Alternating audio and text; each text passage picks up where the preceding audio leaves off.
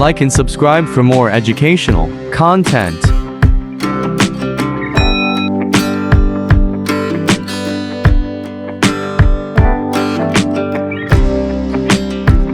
Hello મિત્રો, Larry accounts વાલામાં આપ લોકોનું હાર્દિક સ્વાગત છે।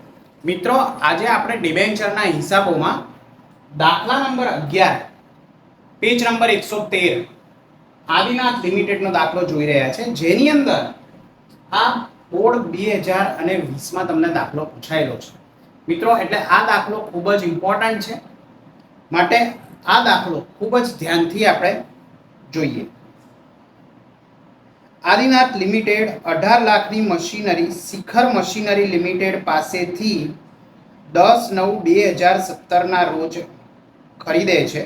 મિત્રો, અહીંયા આદિનાથ લિમિટેડ છે એ 18 લાખની મશીનરી ખરીદી રહ્યું છે, અને એ મશીનરી તમને ખ્યાલ છે એ કોની પાસેથી ખરીદી રહ્યું છે, તો એમાં નામ તમને આપેલું છે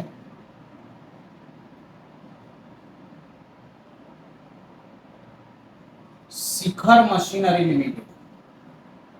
શિખર મશીનરી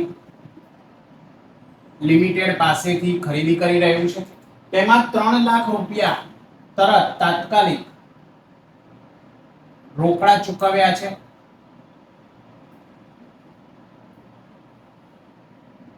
અને બાકીના 9% ડિબેન્ચર 9% ડિબેન્ચર આપેલા છે બાકીની રકમ માટે, એટલે કુલ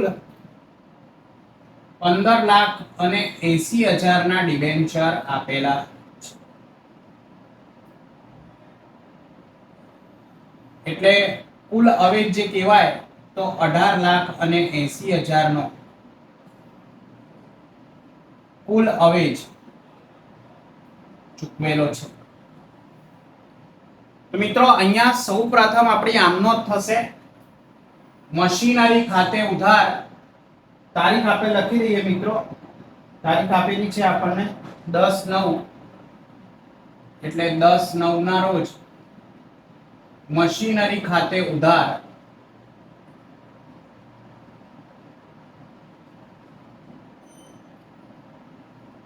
18 લાખ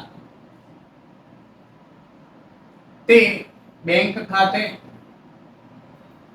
મિત્રો, તમને ખ્યાલ છે 3 લાખ રૂપિયા આપણે રોકડા ચૂકવ્યા છે, માટે બેંક ખાતે 3 લાખ, અને તે જે તે કંપનીને આપણે ચૂકવવાના બાકી છે, એટલે શિખર લિમિટેડ ખાતે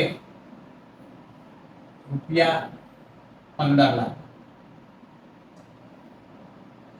હવે 10/9 જ આપણે ડિબેન્ચર પણ આપેલા છે।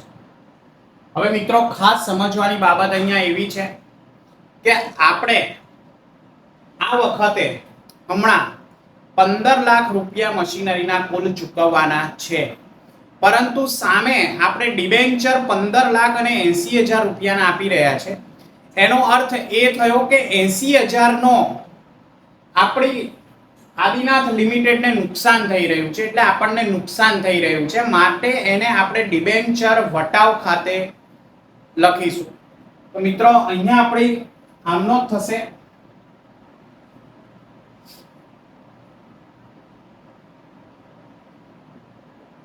શિખર લિમિટેડ ખાતે ઉધાર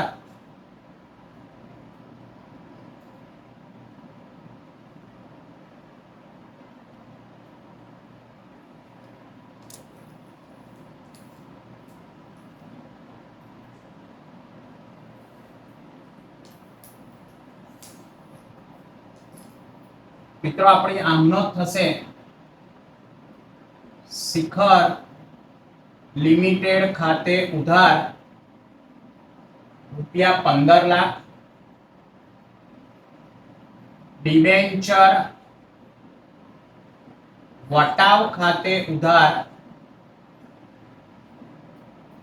80,000, અને તે 9% ડિબેન્ચર ખાતે 15,80,000। તો મિત્રો, જ્યારે આપણે 15,80,000 ના ડિબેન્ચર ચૂકવીશું ત્યારે આ પ્રમાણે આમનો થશે હવે દાખલામાં એવું કીધેલું છે, જો આદિત્ય લિમિટેડ બાકીની રકમ પેટે 14 લાખ અને 10,000 ના ડિબેન્ચર આપે તો આમ નોંધમાં શું ફેરફાર થાય? તો મિત્રો બીજો સંજોગ આપણને આપેલો છે કે જો બાકીની રકમ માટે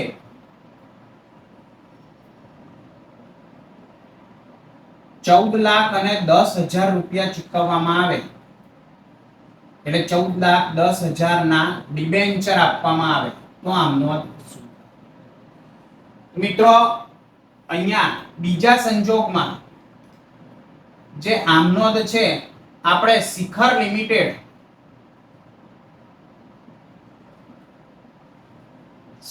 લિમિટેડ ખાતે ઉધાર